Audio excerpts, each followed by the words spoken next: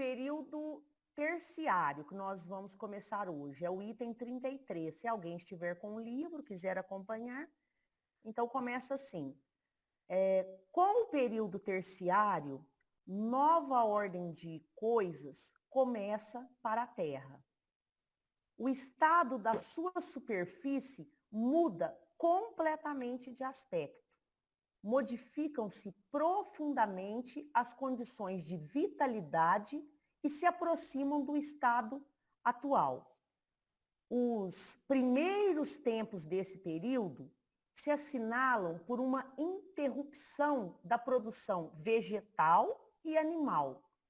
Tudo revela traços de uma destruição quase geral dos seres vivos, depois do que aparecem sucessivamente novas espécies, cuja organização mais perfeita se adapta à natureza do meio onde são chamados a viver. Então, eu assisti no YouTube a palestra de uma pessoa, ele chama Gelson, então ele explica para a gente esse parágrafo de que maneira. E aí, quem puder me ajudar a colaborar, o que ele fala? Ele fala que nesse período, então a gente entende aqui que com as modificações das superfícies terrestres, os animais também, se a superfície muda, o habitat muda, os animais também vão passando por um processo de mutação. Para se adaptar a essa nova realidade, a esse novo habitat.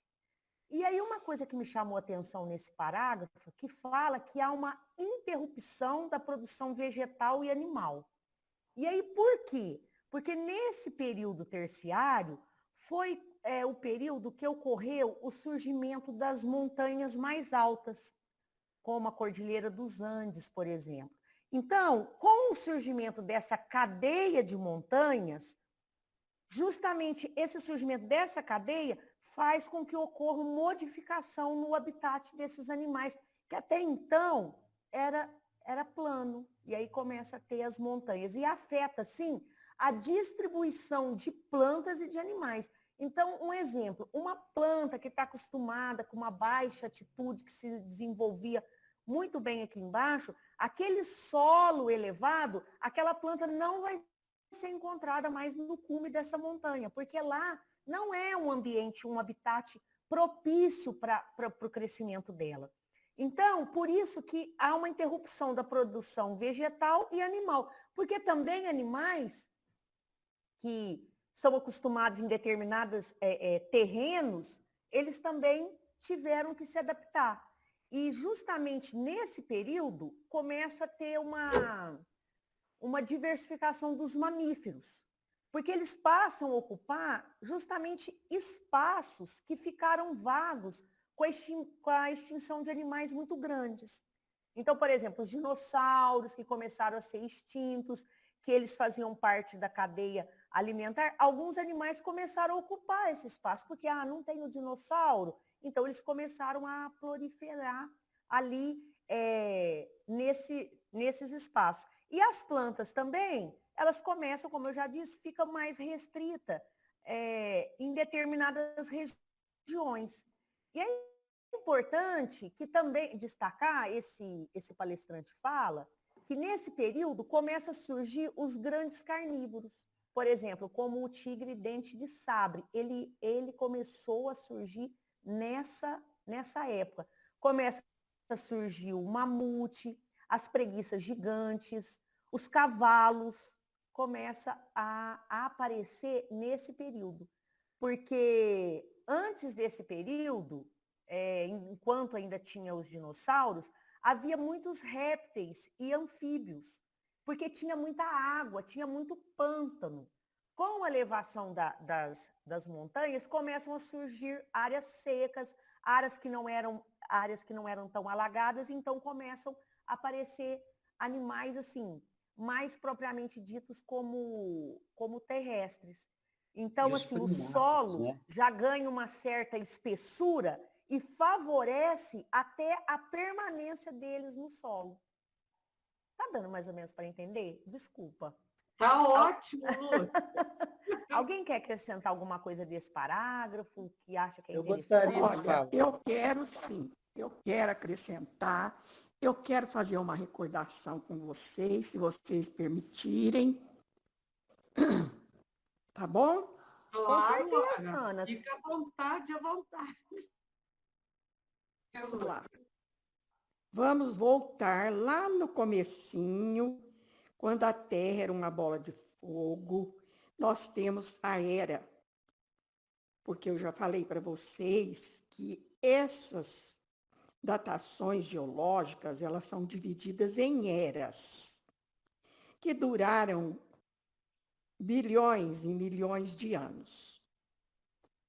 Então, nós temos a mais antiga, é a Era Azoica. A, prefixo A, significa ausência. Então, ausência de vida, azoica. Sem vida, não tinha vida. Aí vem a Era Arqueozoica. Já começam as primeiras formas de vida, os vírus, as bactérias. Então, eles estão aí muito antes de nós, né? Depois vem a Era Proterozoica. A vida vai aumentando, né? Surgem os anfíbios, ainda na água, certo? Depois vem a Era Paleozoica, que é justamente aquela, né, dos dinossauros, certo?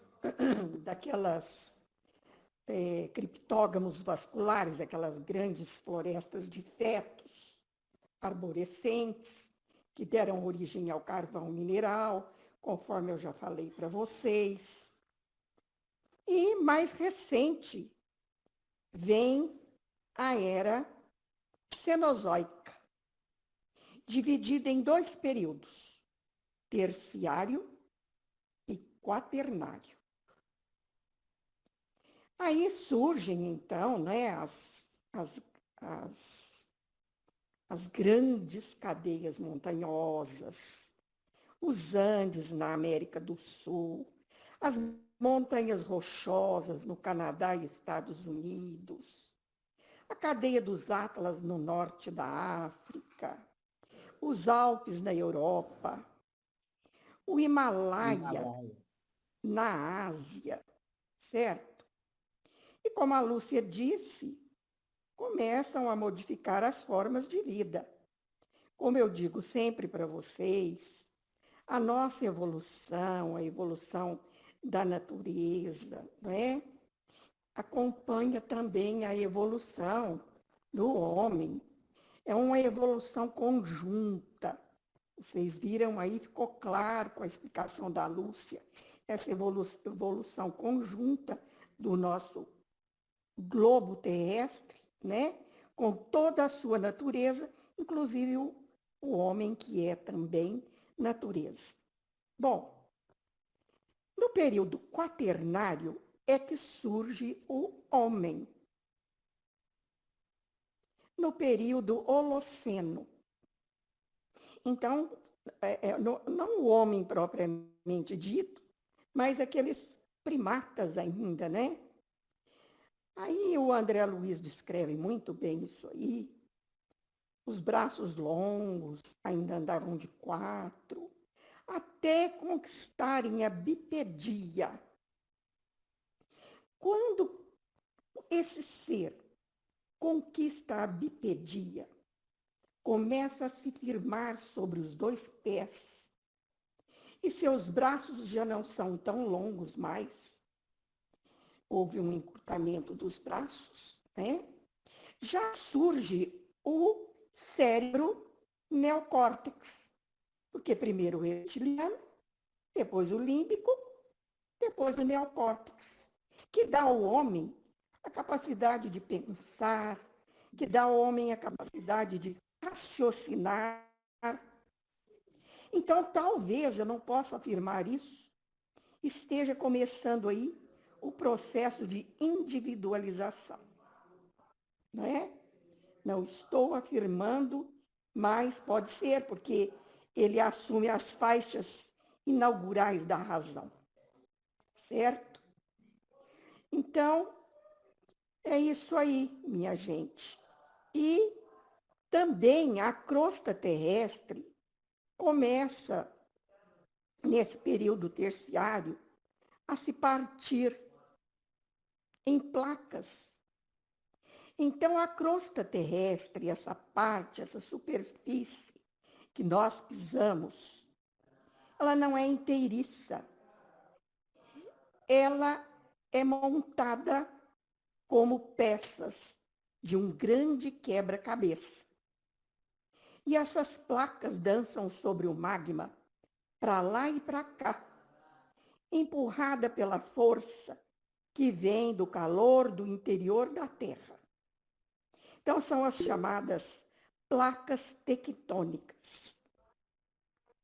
Nas bordas das placas é que ocorrem esses movimentos geológicos, conhecidos como vulcanismo e tectonismo, que vão causar tsunamis quando uma placa esbarra com a outra, certo? Porque elas dançam para lá e para cá. E, de repente, uma esbarra na outra, ou introduz embaixo da outra. Aí ocorrem esses grandes terremotos que causam mortes, né? Grandes catástrofes, certo? E o assoalho oceânico vai se expandindo porque o magma vaza para o fundo dos oceanos. E essas placas, então, às vezes se afastam, às vezes se encontram, e é justamente nessas bordas que estão os grandes vulcões que aterrorizam a humanidade. E o que o homem tem notado recentemente é um aumento dessas atividades vulcânicas. Tem aumentado. Aquele grande tsunami que ocorreu foi justamente lá na Ásia, o esbarrão de duas placas, da placa indiana com a placa asiática, certo? Então, ocorrem esses terremotos, esses tsunamis, que o tsunami nada mais é do que um maremoto, um grandíssimo maremoto, que ergue as ondas a vários metros de altura, provocando aquelas inundações e aquela mortandade que nós vimos lá naqueles países asiáticos, quando daquele tsunami, eu não me lembro se foi em 2010, não me lembro bem quando foi, mas foi por aí. Certo, gente? Então é isso aí. E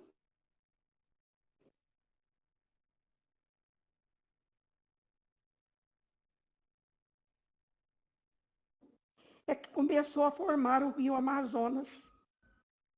E daí aquela grande umidade fez surgir também a imensa floresta amazônica, tão compacta, né? E engana-se quem pensa que ali é uma planície certinha, planinha, não. São as copas das árvores, bem altas, que dão a impressão de ser uma planície. Mas, na realidade, existem ali os chamados altiplanos. Então, existe uma parte da floresta que fica completamente submersa entre os igarapés, que são pequenos rios que cortam ali a região, afluentes, né, do rio Amazonas. Tem a floresta de várzea, que fica numa parte mais alta, mais elevada, que só é alagada por época das grandes inundações. E a floresta de terra firme, que fica longe das inundações. Certo, minha gente? É essa a descrição da floresta amazônica. E assim como a floresta amazônica, surgem outras florestas equatoriais na África e na Ásia. E começam a surgir, então, animais diferentes, como o tigre, né? Que ela escreveu aí, o mamute, o cavalo. Então, as espécies animais começam a se aprimorar até evoluir e dar origem às espécies que nós conhecemos hoje. Tá bom, minha gente? Se quiserem mais, é só perguntar. Eu só vou fazer um comentário aqui, Ana, que a Lucélia falou que concorda com você e que o frontal realmente a gente ainda está desenvolvendo, viu? Bom, posso continuar? Você tem mais algum comentário, Ana, para nos ajudar ou posso ler mais uma parte? Bom, então eu vou lendo aqui. O item Sem 34. dúvida nenhuma, o frontal ainda está em desenvolvimento. O que eu disse não significa, eu disse que são as faixas primárias da razão. Vocês prestaram bem atenção? Certo? Então, até hoje, ele está ainda em evolução. O neocórtex ele é formado por camadas. Então, existem camadas ainda se formando no nosso novo cérebro. Tá bom, minha gente? Ana, muito obrigada. Vamos lá, então, gente. O item 34 diz o seguinte: durante os períodos anteriores, a crosta sólida do globo, em virtude da sua pequena espessura, apresentava, como já disse, bem fraca resistência à ação do fogo interior. Facilmente despedaçado, esse envoltório permitia que as matérias em fusão se derramassem livremente pela superfície do solo. Outro tanto já não se deu quando este ganhou certa espessura. Então, comprimidas de todos os lados, as matérias esbraseadas, como a água evolução num vaso fechado, acabaram por produzir uma espécie de explosão. Então, aqui, gente, o que o palestrante disse, ele fala o seguinte, a Ana também já disse muito bem, anteriormente, a crosta terrestre, ela era muito fina ainda. Então, qualquer explosão já provocava rachadura e erupções tremendas. Agora, já nesse período terciário, a superfície da Terra já começa a ficar um pouquinho mais espessa. Então, mesmo quando tinha as ebulições do interior da Terra, era como se essa ebulição fosse dentro de um vaso fechado. E como a Ana disse, era como se fosse assim, um vaso que ficasse trincado. Essas placas tectônicas é como se fosse, você deixa cair uma coisa, ela não quebrou, mas ela fica com vários trincadinhos. Então, ainda ocorriam essas ebulições, essas explosões, mas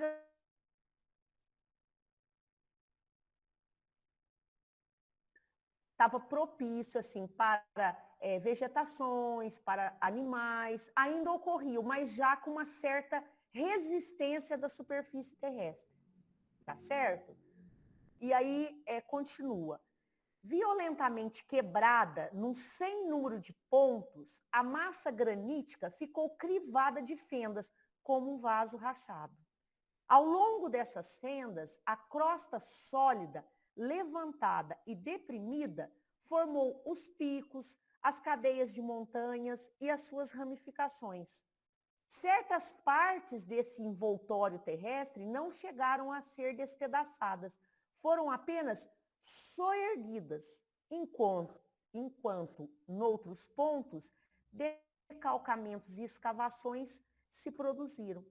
Então, aí aqui é o seguinte, com todo esse movimento de terremoto, de placas tectônicas, uma parte força a superfície terrestre, essa parte que estava plana. E aí dá origem à formação das grandes cadeias que a Ana já nos descreveu. Himalaia, Cordilheira dos Andes e outras tantas. Por quê? Porque é uma força muito grande que impulsionou essa terra para cima. Foram aí que surgiram as cadeias montanhosas. A superfície do solo, Kardec continua falando, tornou-se, então, muito desigual. As águas que, até aquele momento, a cobriam de maneira quase uniforme, na maior parte da sua extensão, foram impelidas para os lugares mais baixos, deixando em seco vastos continentes ou cumes isolados de montanha, formando ilhas. Tal o grande fenômeno que se operou no período terciário e que transformou o aspecto do globo. Ele não se produziu instantânea, nem simultaneamente em todos os pontos, mas sucessivamente em épocas mais ou menos distanciadas. Então, aqui, se a Ana depois puder me corrigir, ou se eu tiver com raciocínio errado, ou o Roca, ou qualquer um, pelo amor de Deus, gente. Na verdade, a gente pensa assim, aconteceu tudo de uma vez. Já teve o terremoto, teve as erupções, as placas tectônicas e já surgiu a montanha. Tem algumas religiões que até acham que foi no 5º dia que Deus fez tudo isso. Né? Mas a gente sabe que isso levou muito tempo, mas muito tempo. Foi uma época, a época terciária. Então foi acontecendo devagar, gradativamente, porque cada ação que acontecia na natureza também provocava grandes transformações na crosta terrestre, no habitat, Exatamente, animais, Lúcia. não é? Na fauna, na flora. Duraram milhões de anos, não foi do dia para a noite que essas grandes cadeias se ergueram. Foram movimentos lentos. E por que no Brasil nós não temos grandes terremotos? Porque o Brasil fica no interior de uma placa tectônica. Ele fica no interior da placa sul-americana. Certo? E as regiões que estão próximas às bordas das placas é que sofrem esses acidentes geológicos de tectonismo ou abalos sísmicos e vulcanismo. Bacana essa informação, Ana. Então, mudava aqui uma coisa aqui numa região. Oi, Roque. Eu posso falar? Só uma curiosidade. E é interessante que essas placas tectônicas, eu gosto de assistir muito aquele National Geographic. Como está tendo essa erupção do vulcão La Palme, né, nas Ilhas Canárias, esses dias passou um programa dedicado a vulcões, né, e geólogos, né, do mundo inteiro, eles fizeram um documentário, e eu assisti alguma coisa. Eu assisti um programa, achei muito interessante. No mundo há três, vamos dizer, há três placas tectônicas que mais têm sentido, na onde ocorrem muitas falhas e dobramentos, né? Que é a do Círculo de Fogo do Pacífico, a Cordilheira dos Andes e a Cordilheira do Himalaia. E como a Ana comentou, são essas regiões que mais têm abalos, né, devido às movimentações das placas tectônicas, né? A gente pode ver aí durante quantos e quantos anos foi mostrado, a história mostra os terremotos em volta, né, dessas regiões, né?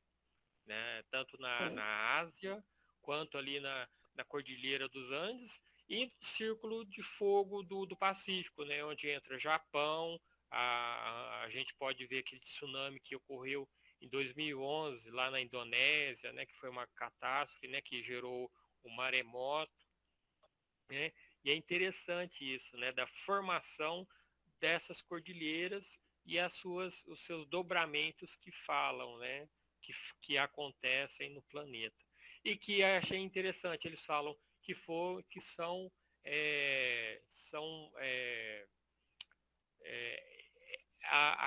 o aparecimento dessas cordilheiras são, como falou, são montanhas jovens, são jovens ainda, em termos da criação do planeta, né, lógico. É bem lembrado, Roque. Nós temos 2 círculos do fogo. O Círculo do Fogo do Atlântico e o Círculo do Fogo do Pacífico. Certo? Então, nós temos aqui o Círculo do Fogo do Atlântico também, conforme você disse, aqueles vulcões ali das Ilhas Canárias. Ali surgem vulcões e desaparecem quase que todos os dias. É muito comum, certo? Esse tipo de atividade. Eles surgem assim, ó, e ali eles já se desmoronam e se perdem nas águas oceânicas. É muito interessante essa nossa natureza. Então, nós temos 2 círculos do fogo, o do Atlântico e o do Pacífico. E a Lúcia que gosta, Cordilheira do Himalaia, Lúcia, significa em sânscrito, significa morada da neve. Em sânscrito. Bonito. É a língua sânscrita. A língua sânscrita. É morada da neve. E interessante que eu não sabia disso, Ana, como professora, né, de geografia. A medida do pico do Everest, que fica no Himalaia, que é o maior pico, né, a maior montanha do mundo considerada, ela é medida em altitude. O que é altitude? A altitude é o nível do mar. A partir do nível do mar se faz a medida do pico mais alto, que é o Everest, que chega a 8.848 metros, né? Então ele é considerado tem altitude e altura, né, Rob? Isso. Tem altitude e altura. Só que tem uma outra montanha, outro pico, que fica no Havaí, tem um nome lá, como o narrador, ele diz que ele chega a mais de 10 mil metros, só que ele não a contagem do tamanho dele não é contado com o nível do mar, porque ele foi gerado por um vulcão e a maior parte dele fica dentro do mar. Olha que coisa interessante. Então é medida a altura. Medida a altura e não a altitude. Não a altitude. Então eles a altitude colocam é a partir do nível do mar. Do nível do mar. Olha que coisa interessante, né? E você vê no Havaí, constantemente, todo dia, né? A gente vê os vulcões lá estão entrando em erupção. Olha que coisa interessante, gente. É o Círculo do Fogo do Atlântico. Pessoal, a Lucélia colocou aqui para nós, ó, que bacana. Antigamente, os japoneses construíam casas tipo papel, por conta da quantidade de terremotos. Hoje, a engenharia já deu conta disso. Eles usavam os tatames, que são feitos de palha de arroz. Ó, que bacana, hein? Muito interessante. Hoje eles constroem plataformas, né? Lá no subterrâneo, e essas plataformas, nos grandes prédios, conforme tem lá no Japão, lá naqueles países asiáticos, tem prédios enormes, né? Mas eles têm uma plataforma que balança junto com o terremoto. Então, dá maior estabilidade aos prédios. São plataformas hidráulicas, né, Ana? São hidráulicas. Ela o movimento da Terra. É bem interessante. Isso. Vamos lá, então. Dando continuidade. O item 35. Uma das primeiras consequências desses levantamentos foi, como já ficou dito, a inclinação das camadas primitivamente horizontais e assim conservadas onde quer que o solo não sofreu subversões. Foi, portanto, nos flancos e nas proximidades das montanhas que essas inclinações se pronunciaram. Então, esses levantamentos da Terra, quando tiveram essas erupções, eles ocorreram de forma maior no pé das montanhas e principalmente ali nas partes laterais da montanha.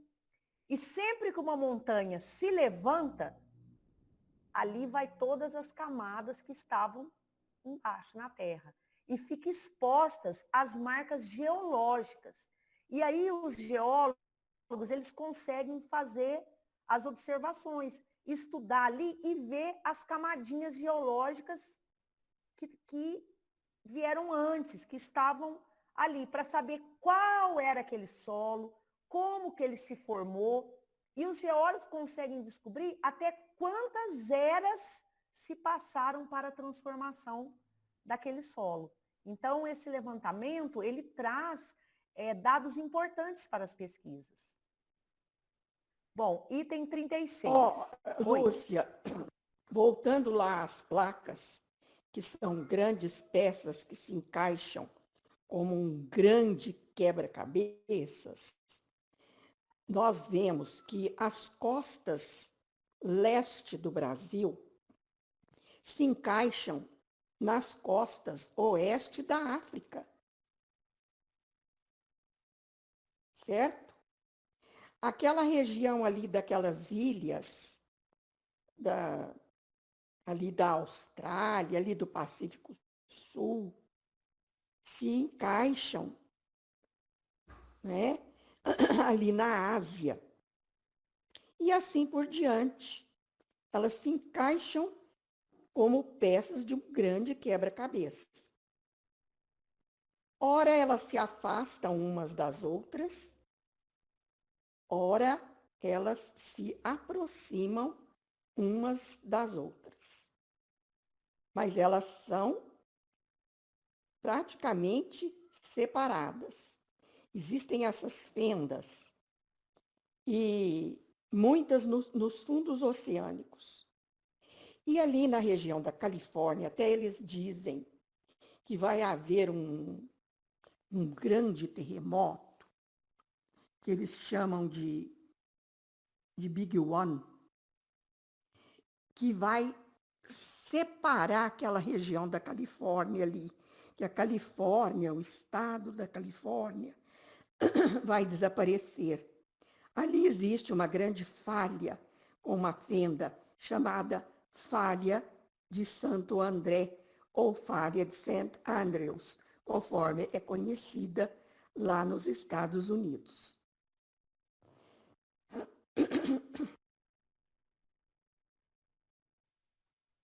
Pessoal, a Lucélia colocou aqui para nós 2 comentários. O primeiro, ela fala o seguinte: interessante que a vida orgânica, vegetal e animal seguiram os movimentos evolutivos do planeta. Imagino que ainda hoje deve acontecer o mesmo. E aí ela complementa: o planeta podia estar prontinho para receber a vida orgânica, mas interessante que não foi assim, né? Foi tudo devagar, né? Foi o que eu disse, né, Lúcia? A evolução é conjunta. Então, eu acho assim, Deus deixou tudo disponibilizado.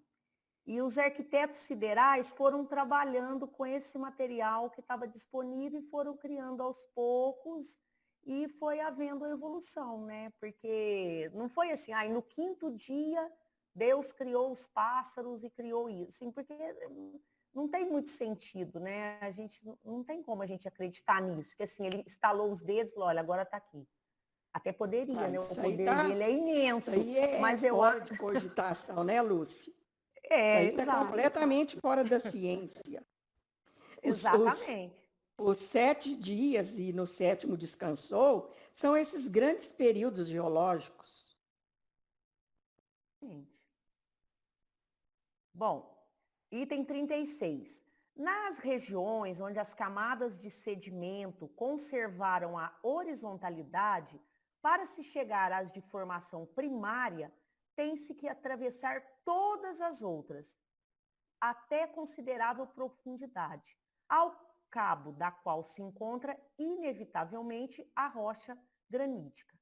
Quando, porém, se ergueram em montanhas, aquelas camadas foram levadas acima do seu nível normal, indo às vezes até a grande altura, de tal sorte que, feito um corte vertical no flanco da montanha, elas se mostram em toda sua espessura e superpostas como as fiadas de uma construção.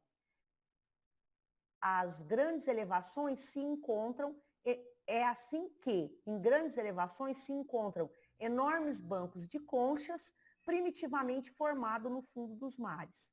Está hoje perfeitamente comprovado que em nenhuma época o mar há podido alcançar semelhantes alturas, visto que para tanto não bastariam todas as águas existentes na Terra, ainda mesmo que fossem em quantidade 100 vezes maior.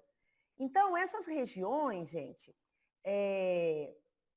apesar das transformações, elas conservavam ainda a horizontalidade, como um bolo, como a gente faz. Então, você põe uma camada de bolo, você põe uma camadinha de recheio, você põe outra camada de bolo, vamos pôr outro recheio de outra cor. Então, vamos pensar o seguinte, nesse solo, era esse bolo. Quando eleva essas montanhas, aí você vê na verticalidade, você consegue ver as camadinhas perfeitamente daquele solo que se ergueram naquelas montanhas.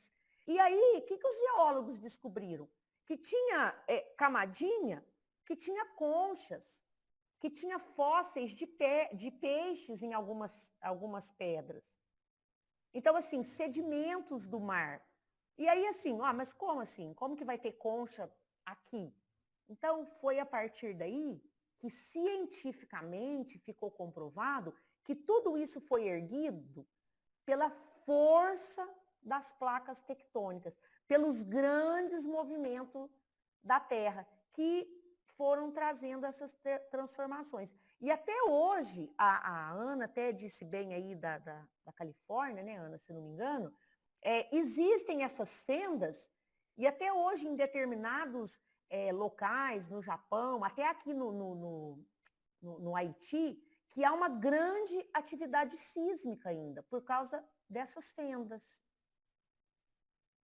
Se eu estou falando errado, Ana, você me corrija, por favor. É isso aí mesmo, Lúcia.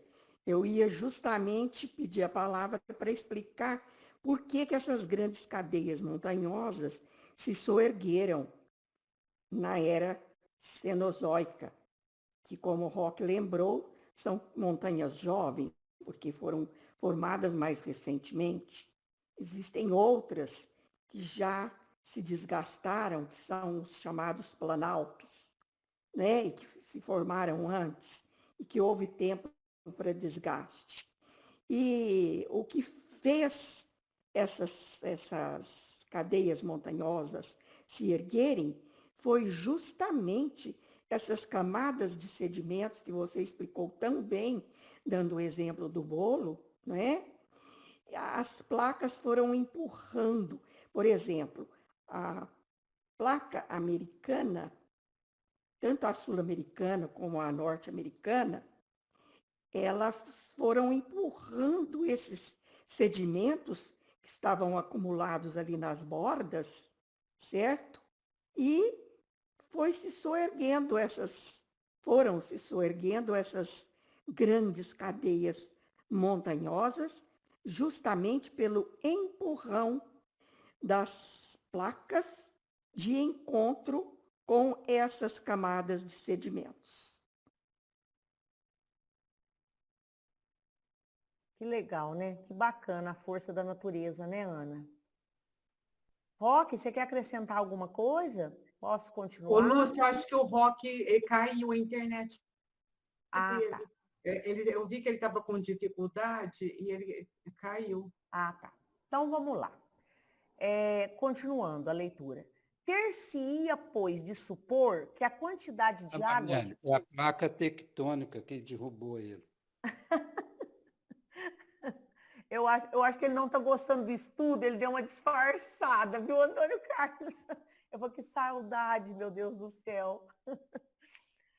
Ter-se-ia, pois, de supor que a quantidade de água diminuiu, e então caberia perguntar o que fora feito da porção que desapareceu. Os levantamentos, fato hoje incontestável, explica de maneira lógica e rigorosa os depósitos marinhos que se encontram em certas montanhas. E aí aqui tem uma nota de rodapé que fala que camadas de calcário conchífero foram encontradas nos Andes, na América, a 5.000 metros acima do oceano. Então, olha que interessante. Hoje, através das escavações, é facilmente comprovado quando se encontra essas conchas e até fósseis marinhos em determinadas regiões que ali, um dia, já foi um fundo de mar. Ou que tinha outras características muito diferentes das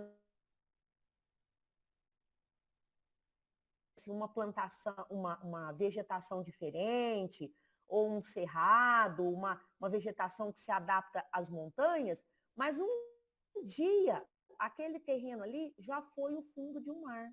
Olha que como a natureza ela é lenta, mas ela tem o tempo certo. E às vezes a gente tem tanta pressa, né, para resolver uma coisa, a gente não tem essa paciência que a natureza tem, né?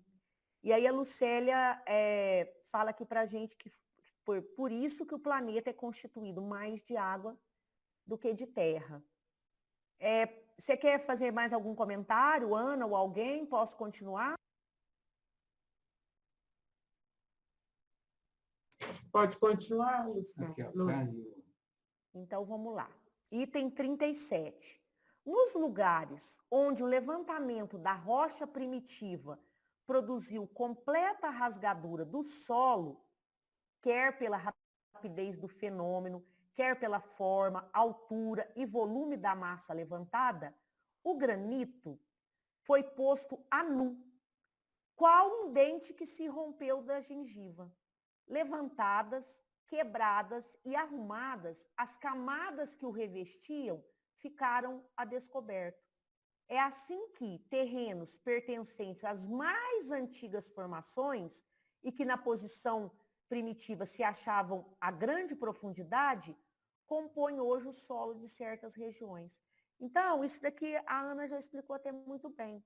Muitas vezes, esse movimento das placas tectônicas de levantar tudo, levantou até granito, que eram grandes pedras, grandes rochas.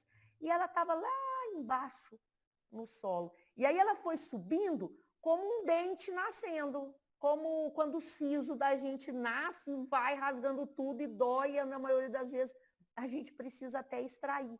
Porque até ele ficar totalmente exposto. Olha interessante, porque eu fico imaginando a força dessa natureza para levantar pedras graníticas.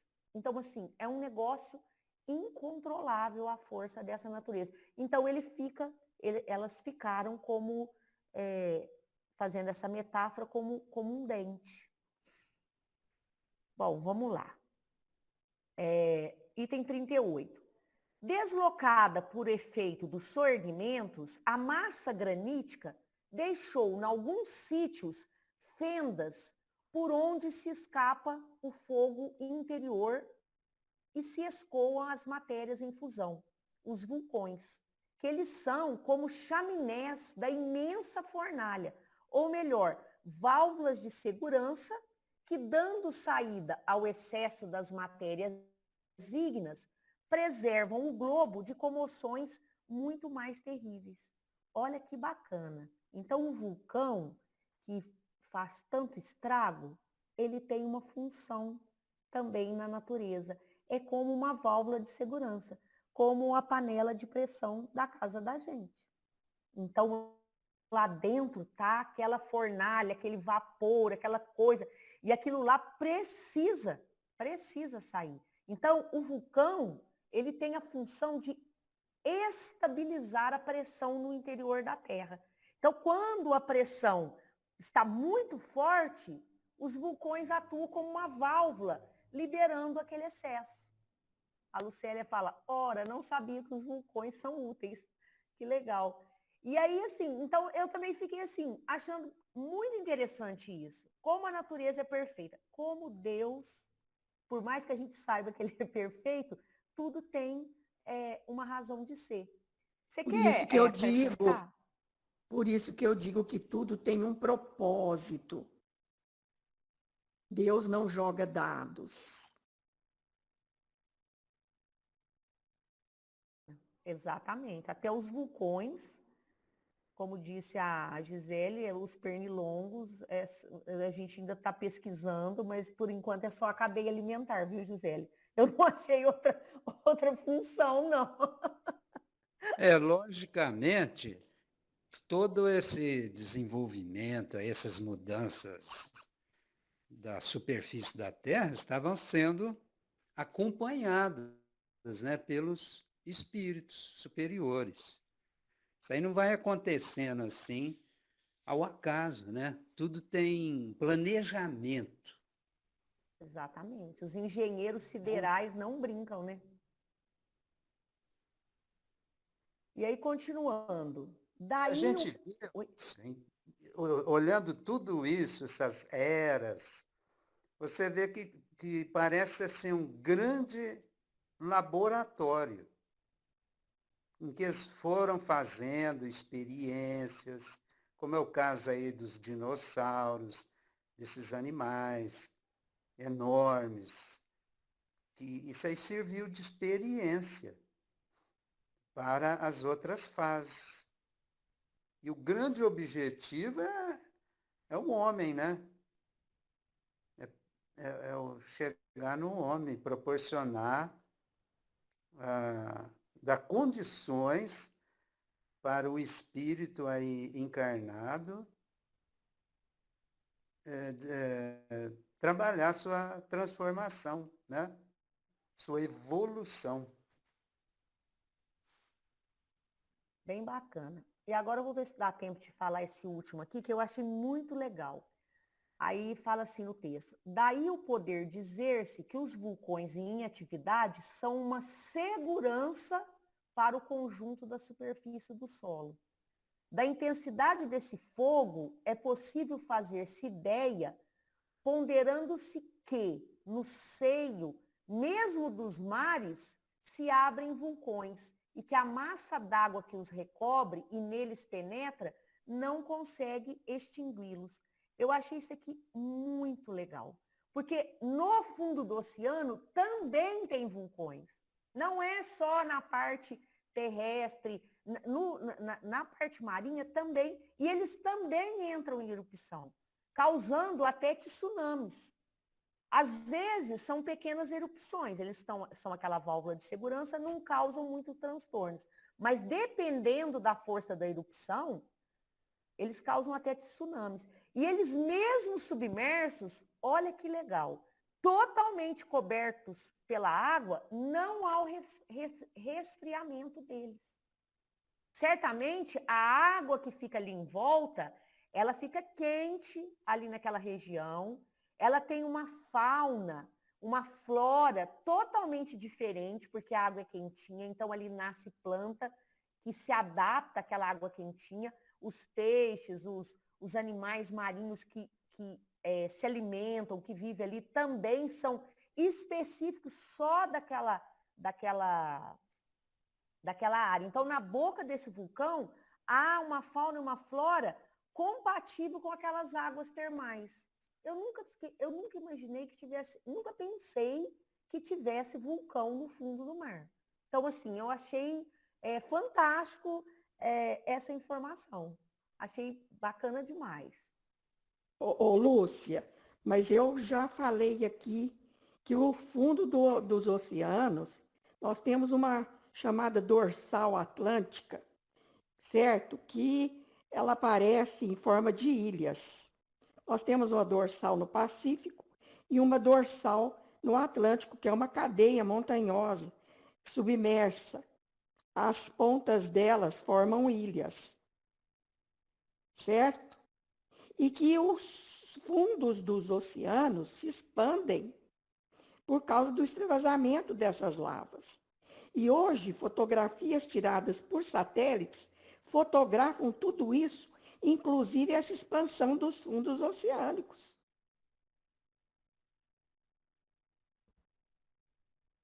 Muito legal, né, Ana? Muito interessante. Que dá para ler mais um, ou se já quer encerrar, Marileninha? Acho que não, Lúcia. Acho Pode. que a gente pode parar por aqui. Pode parar? Faltam Então, ó, 2 minutinhos só.